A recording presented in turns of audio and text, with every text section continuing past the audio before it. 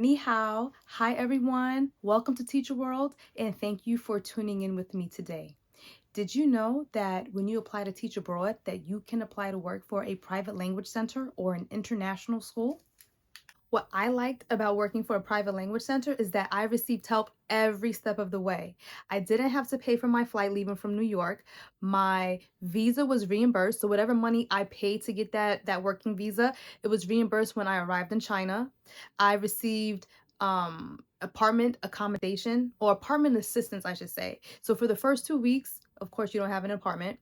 The company I worked for, English First, they set me up with a hotel, which was paid for. I stayed there for 2 weeks. I received help finding an apartment to live, and I also received help opening up a bank account. You don't speak the language, so of course you're going to need someone that is there to help you. That person that was there to help me worked for the company. She worked for English First, but she helps, or that designated person helps all the new arrivals leaving from their home country to come to China and teach.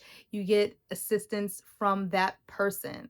And that is why I liked working for a private language center when teaching abroad, because of the assistance and accommodation that you receive every step of the way. You could work for any other language center.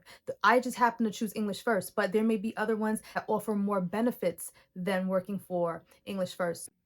Okay, so when you want to apply for the private language center, once again, you type in Teach Away, you click on that first link, hover over jobs, go click on job board, set to all countries, and then you click on the drop down arrow, go to ESL teaching, search jobs. Okay, so as you can see, you have 1,600 vacancies. From here, you're going to see a mix of international schools, public schools, private language centers. Now, how do you know which one is a private language center? So why don't we just scroll down for this one? And I stopped here because it does not say international school like this one. If it's international school, it will say it. But this one, it just says Mini Minds English Learning Center. So if it ends in learning center or language center, then you know it is a private language center. It lists or shows you the destination where you will be teaching, and then this is an ongoing position that they're looking to fill throughout the year.